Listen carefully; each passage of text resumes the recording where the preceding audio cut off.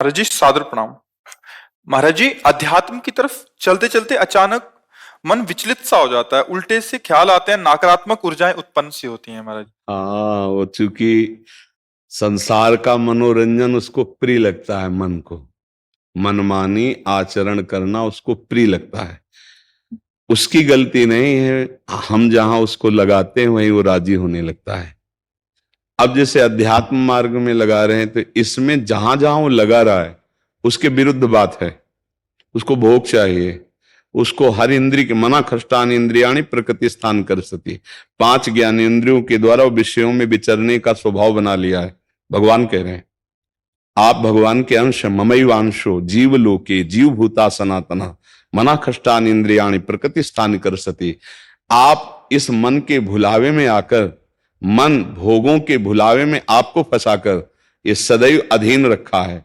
अब अध्यात्म सुनना शुरू किया, अध्यात्म चल तो अध्यात्म में मन को वश में किया जाता है और अभी तक आप मन के वश में रहे। तो जब आप सपोर्ट नहीं देंगे तो आपका सपोर्ट करने लगेगा। इसकी चाल समझना, क्योंकि आपके बिना उसकी कोई सत्ता नहीं, वो आपके बिना कुछ नहीं कर सकता, आपके दस्तखत से ही करेगा। जैसे हमारा मन कह रहा है मैं देखूं, हम कह रहे नहीं देखना है, वो 100 बार कहेगा देखो, आप कहोगे नहीं ये देखो, अब वो लग जाएगा जिधर आप लगाओगे, पर वो कुछ समय तक लगेगा, फिर वो आपको वश में करने की कोशिश करेगा और वो जब आप ना करेंगे तो आपको जलाएगा। अगर उस जलन को सह गए तो मन को अधीन कर लेंगे और नहीं सह गए तो मन आपको अधीन कर लेगा। ये खेल चल रहा है, प्राय सब मन के अधीन ही होते हैं। मन को कोई चेला बनाने वही सच्चा गुरु। दूसरों को तो चेला बनाना सहज है, मन को जो चेला बना ले वही सच्चा गुरु। मन ने सबको चेला बना रखा है, नहीं बना रखा, जैसा कहता है वैसे ही करना पड़ता है। और बड़ा बात यह है कि मन को हम जैसा कहें शास्त्र आज्ञा से वैसा चला ले सो महात्मा, वही गुरु, वही भक्त। नहीं तो भाई भेष चाहे जो हो, पर मन के अधीनता से मुक्त होना बहुत कठिन होता है। कोई बिरला मन को अधीन करके भगवान की प्राप्ति करता है। तो आप लोग उसी बिरले में हैं, क्योंकि अगर सत्संग मिल रहा है, साधु संग मिल रहा है और अध्यात्म की बातें सुन रहे हैं, अध्यात्म में चल रहे हैं, तो हम ये नहीं कह सकते कि हमारे ऊपर भगवान की कृपा नहीं। कृपा है, पर हमें विचलित नहीं होना। कम से कम ये बात आप स्वीकार करते हैं कि कभी कभी वो हमको गिराने की कोशिश करता है, अर्थात आपका बहुत सहयोग देने लगा है। तो एक समय था कि हम पूरे उसके अधीन थे, आज है कि आधा आधा हो गया है। आधा वो हमारे अधीन हो रहा है और आधा अपने अधीन करना चाहता है।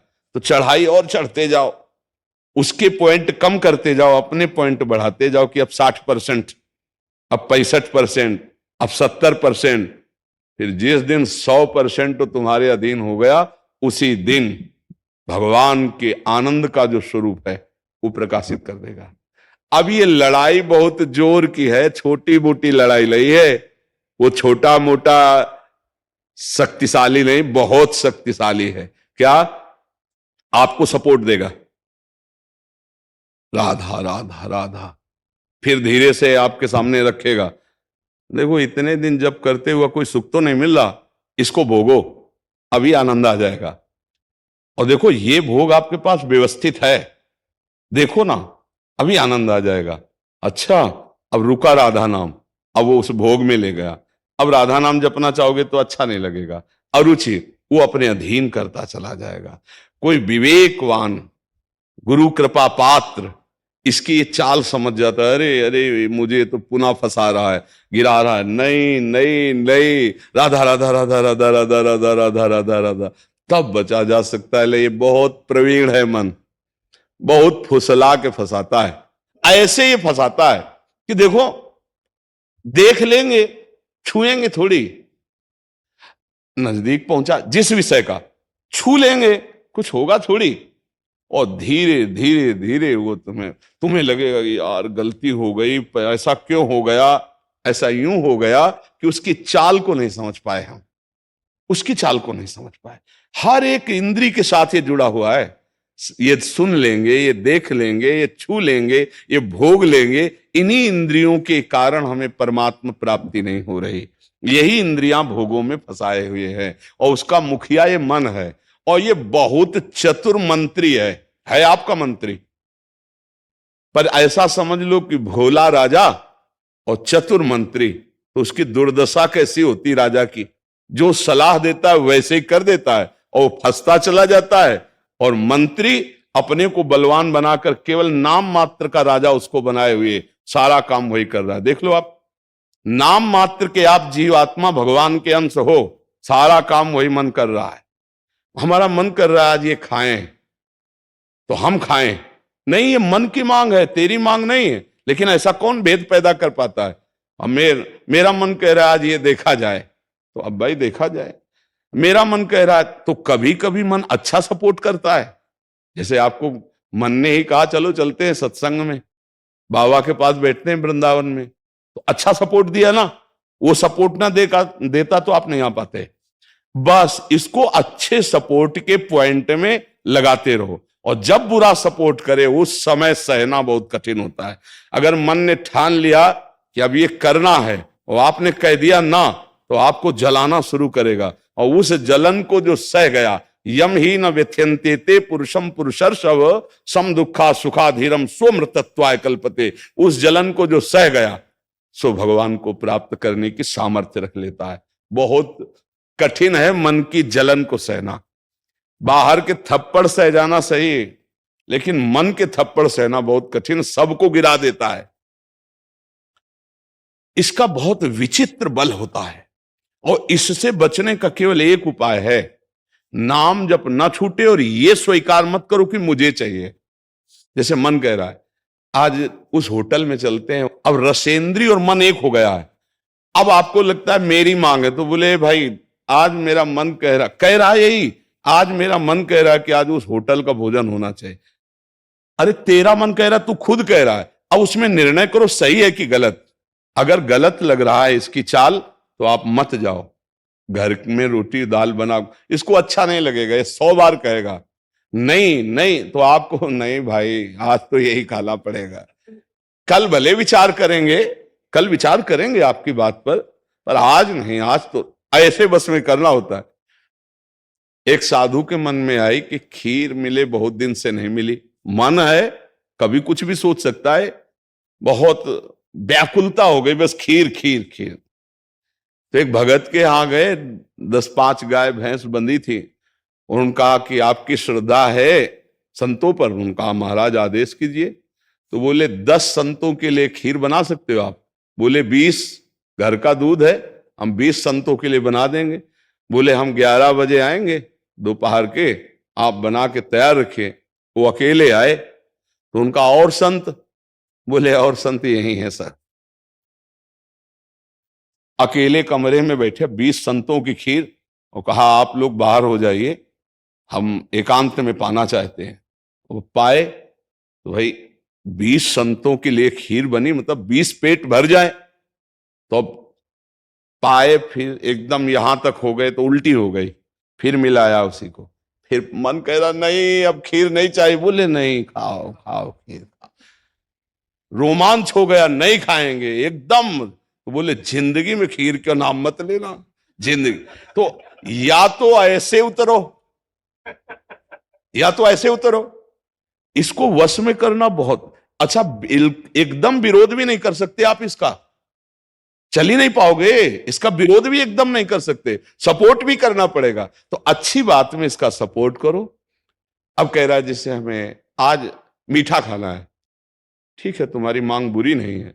गए किसी अच्छी दुकान से लिया, ठाकुर जी को भोग लगाया, पाली, तो उसका सपोर्ट हो गया। अब वो बुरी बात कह रहा है, अब नहीं मानना है। उस समय जो जलन उसे सह जाओ, बस यही साधना का है। मन को अगर अधीन कर लिया तो बात बन गई। एक हम बार बार सुनाया करते कि मन मारिया तन बस में की ना, हुआ भरम सब दूर, बाहर से कछ दिखत नाई, अंदर चमके नूर। आपो त्याग जगत में बैठे नहीं किसी से काम, उनमें तो कछु अंतर नाई, संत कहो चाहे राम। वो गृहस्थी में भी है। आप एक पत्नी व्रत लिए हुए धर्म से आप चलते हैं, दूसरी किसी माता बहन की तरफ गंदी दृष्टि नहीं, धर्म से धन कमाते, परिवार का पोषण करते, नाम जब आप महात्मा है, आप सतमार्ग के पथिक हैं, क्योंकि आप अपने प्रवृत्ति धर्म से चल रहे हैं और एक निवृत्ति में अपने धर्म से चल रहा है, तो वो महात्मा है।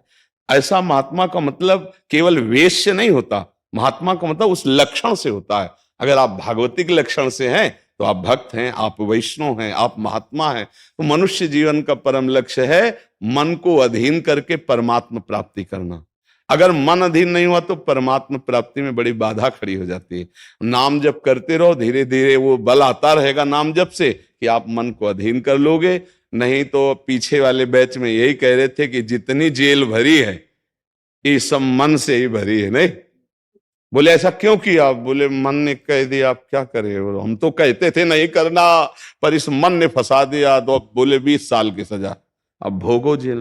मन की एक हरकत ने पूरा जीवन बर्बाद कर दिया, मन की एक हरकत ने फांसी पे चढ़वा दिया। वही मन की तो हरकत है। तो हमें लगता है बहुत होश में रहा जाए, ये जो मंत्री है सलाहकार मन, इस पर नजर रखी जाए कि इसकी गलत सलाह पे दस्तखत ना करो। और अगर आप इस स्वीकृति नहीं देंगे तो कुछ नहीं कर पाएगा, पक्का समझना।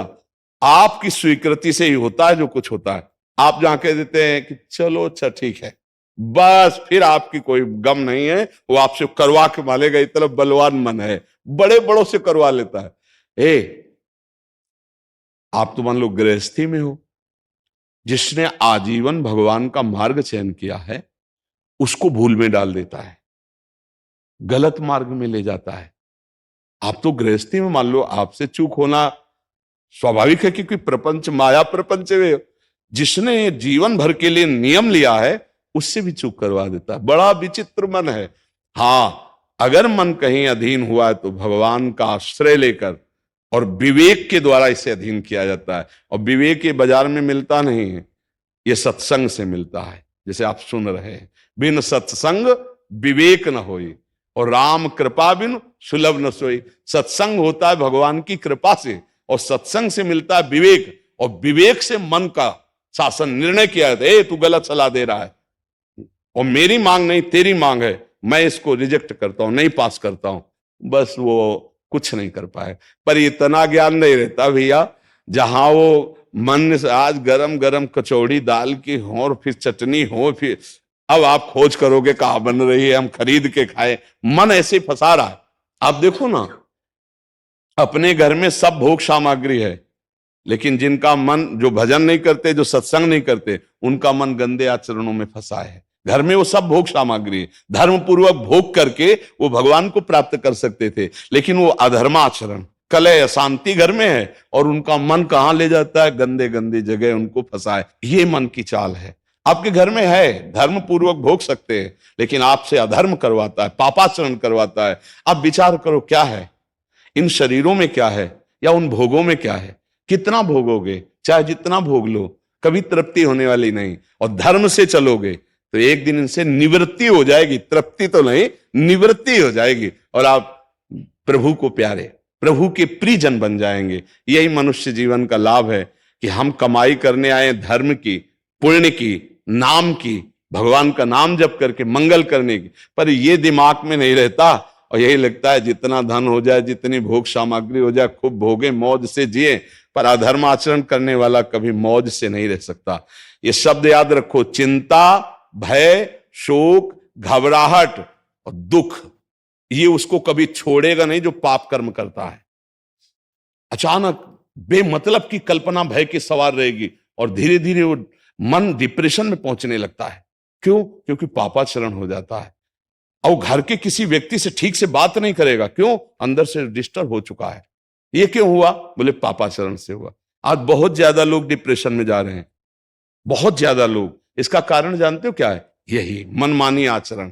मनमानी आचरण बचपन से शुरू हो जाता है, गंदा आचरण, गंदा व्यवहार, और वो दिमाग काम नहीं करता। एक प्रियता हमारे अंदर होती है कि कोई हमें प्यार करे, आप समझ ना। एक हमारे अंदर प्रेम की मांग होती है कि कोई हमें प्यार करे। नौ किशोर अवस्था में, जब यौवन अवस्था का, अगर उस समय हमें गलत संग मिल गया तो विक्षिप्त हो जाता है चित्त। अच्छा, प्यार कोई समझ पावे तो मुश्किल की बात है, प्रेम का निर्वाह तो सिर्फ भगवान करते हैं, या भगवान प्रदत्त ऐसा कोई दे दे जो प्रेम का निर्वाह करे। नहीं, अपने हृदय से जिसको हम प्रेम करते हैं और वो कहीं दूसरी जगह देख रहा है, अब विक्षिप्त हो जाएगा वो व्यक्ति, नहीं हो जाएगा। और ये प्राय बहुत तायत में हो रहा है। क्यों? क्योंकि पूर्व संस्कार बन गए। अच्छा, जैसे देखना, बॉयफ्रेंड गर्लफ्रेंड, ब्रेकअप, फिर बॉयफ्रेंड, फिर गर्लफ्रेंड। समझ रहे हैं क्या संस्कार पड़ रहा बच्चों के अंदर? अब वो जब वर्ण करेंगे एक पति का, तो उनके अंदर निष्ठा आ पाएगी, वो संयम से चल पाएंगे, वो एक गृहस्थी को संभाल पाएंगे, वो अपने पति या पत्नी पर पूर्ण प्रेम कर पाएंगे? नहीं कर पाएंगे। क्यों? क्योंकि आदत खराब हो चुकी, संस्कार खराब हो चुके। अब ये हमारे समाज में ज्यादा फैल रहा है, नहीं फैल रहा है। अब जहां मन को संयम में लाने की बात आती है, वहां मन को तो हमने पहले ही रद्दी कागज बना दिया, पहले ही हमने उसको गंदा कर दिया। अब कैसे हो सकता है? गृहस्थी बहुत पावन मार्ग है, कोई ऐसा नहीं है। मान लो पवित्र शरीर दोनों के हैं और फिर धर्म से ग्रहण किया गया, तो वो फिर एक अच्छी गृहस्थी बनती है। अब पहले ही, इसलिए भाई बहुत संभालने की जरूरत। आप तो बड़े भाग्यशाली जो अध्यात्म में इस बात को समझ रहे, नहीं तो आज हमारा समाज थोड़ा गलत रास्ते की तरफ जा रहा है, गलत मार्ग है जिसको कोई समझ नहीं रहा। हमारे नवीन नवीन बच्चे, नवीन नवीन बच्चियां, नवीन नवीन भाई इस भूल में फंस गए कि ये सुख है और ये भोगना मतलब जीवन का लाभ है। नहीं नहीं नहीं, इसको धर्म के अंतर्गत रखा गया। देखो, हमारे शास्त्र में 4 पुरुषार्थ रखे गए: धर्म, अर्थ, काम, मोक्ष। काम कहां है? तीसरे नंबर पे है। पहले में क्या है? धर्म। और आखिरी में क्या है? मोक्ष। जो धर्म से चलता है, धन धर्म से कमाता है, धर्म से काम भोग करता है, वो मोक्ष को प्राप्त हो जाता है। आज 2 बातें हट गई, पहली और आखिरी। धर्म और मोक्ष हट गया, और अर्थ और काम रह गया, नहीं रह गया। बस यही पशुता बढ़ती चली जा रही है। अब ये संतों की बातें कड़वी लगेंगी समाज को, लेकिन भैया बहुत गलत रास्ते में अपने लोग जा रहे हैं। इससे लौटना अभी संभव है, अभी लौटना संभव है। अगर कदम आगे बढ़ते चले गए तो आप लौट नहीं पाएंगे। आप देखो, हमारे नवीन बच्चों में बहुत डिप्रेशन की ये बात आती चली जाए। क्यों? विक्षेप पे विक्षेप पड़ रहा है। अब वो उससे आसक्त है, वो ब्रेकअप हो गया, अब उसका दिमाग पे जो भार पड़ा, वो पूरे जीवन की जीवनी शक्ति को नष्ट कर रहा है, चाहे बच्चा हो चाहे बच्ची हो। मतलब कई ऐसी समस्याएं प्रकट हो रही हैं जो अपनी बात कह नहीं सकते हैं, और अंदर ही अंदर वो अपने को खोखला कर लेते हैं। हमें लगता है कि माता पिता को, परिवार को इन समस्याओं से, बच्चों से जुड़कर उनको हटाना चाहिए, उनको शिक्षा देनी चाहिए, उनको ऐसा मित्रवत बल देना चाहिए जिससे उनकी मानसिकता उभरे। अगर ये छूट बनी रही, इसे कहा जाता है दोस्ती, लेकिन भारी दुश्मनी फैल रही है, भारी हमारे जीवन का नाश करने वाली वृत्तियां फैल रही। तो इसलिए इससे बचा जाए और नाम जप किया जाए। अगर मन को छूट मिल जाए तो नरक पहुंचाने की पूरी व्यवस्था कर देगा। मन को छूट मिल जाए तो भारी से भारी अपराध करा देगा और जलाता रहेगा। इसलिए मन को छूट ना दी जाए, और मन को छूट ना दी जाए इसके लिए जो चाहिए विवेक, वो सत्संग सुना जाए, और जो बल चाहिए वो नाम जप किया जाए। नाम का बल और सत्संग का विवेक, ये 2 ही बचा सकते। साधन को हरि भजन है, कै सत्संग सहाय। सोमनाथ दत्ता जी, पश्चिम बंगाल से। राधे राधे महाराज जी। महाराज जी, आजकल बहुत सारे ऐसे प्रश्न आ रहे हैं कि 1 जनवरी 2025 से नया साल लग रहा है, हम अपनी गलत आदतों को छोड़ना चाहते हैं। महाराज जी, इसमें हमारा इसमें एक वो था महाराज जी, क्या होता है कि नियम तो लिया बट कुछ दिन बाद फिर टूट जाता है महाराज जी, ऐसा क्यों और इसको कैसे दृढ़ करें? देखो, बिना भजन के आप में पावर नहीं आएगा, और बिना पावर के कोई संकल्प रुकता नहीं है। जैसे हम कसम खाई, संकल्प लिया, तो उसके लिए हमें पावर तो चाहिए, अध्यात्म बल, वो मिलेगा नाम जप से। जितना नाम जप करोगे, श्री हरिवंश नाम बल लहों, अपने मन भाई सब कहों, रहों शरण हरिवंश की। जब हम आचार्य और गुरु की शरण में होकर उनका नाम जप करते हैं तो हमारे अंदर बल बढ़ता है। आज से नहीं करूंगा तो नहीं करूंगा, अब बल नहीं, हमने कसम खाया और मन ललचा रहा तो 2 दिन 4 दिन 10 दिन लड़ेंगे, इसके बाद फिर गिर जाएंगे। तो हमें लगता है अगला पैर यदि हम ठीक से जमा लें तो पिछला अपने आप उठ जाएगा, उसके लिए प्रयास नहीं करना पड़ेगा। तो हमें कसम खाने की जरूरत नहीं है, हमें नियम में आने की जरूरत है। हम इतने माला गुरु मंत्र जपेंगे, नाम जप करेंगे तो हमारे अंदर बल आएगा। उसी बल से, बिना भजन के बच्चा काम नहीं बनने वाला। पक्का मान लो, खूब अनुभव की बात कह रहा हूं। जब भजन होगा तभी वो छूटेगा, नहीं तो नहीं छूटेगा। महाराज जी, मुझमें बहुत सारी कमियां थी। 1 साल पहले मैंने आपका सत्संग सुना और 1 साल पहले मैं वृंदावन आके आपका दर्शन किया, तो आपको देखने से और सुनने से लाइफ में बहुत सारी बदलाव आई। तो बस आज इसीलिए महाराज जी आए, साक्षात्कार आपका दर्शन करने से लाइफ में कितना बदलाव आएगा। भगवान की कृपा होती बच्चा, ये तो 5 भौतिक शरीर है, भगवान की शरण में है, बस बात उनकी है। आप कृपा करते हैं और जन की बड़ाई करवाते हैं उनका खेल। हाँ बच्चा, जब हाँ ऐसा भाव अगर किया जाए तो जब हम पाषाण में भगवान देख लेते हैं, काष्ठ में भगवान देख लेते हैं, तो हम मनुष्य रूप में भगवान को क्यों नहीं देख सकते। और फिर भगवान स्वयं आदेश करते हैं, सातो सम महिमय जग देखा और मोते अधिक संत कर लेखा। मोते अधिक संत कर, मोरे मन प्रभु अस विश्वासा, राम ते अधिक राम कर दासा। महापुरुषों ने कहा हम अपने भाव लगा लें। एक संत एक गांव में गए तो भक्त की परीक्षा कि कौन भक्त है इस गांव में। तो सब लोग आए, महाराज भिक्षा पालो। तो उन्होंने कहा जो 100 यज्ञ करता है उसके हम 100 यज्ञ, बहुत बड़ी बात होती है। वो तो 100 यज्ञ करने वाला देवराज इंद्र की पदवी को प्राप्त होता है।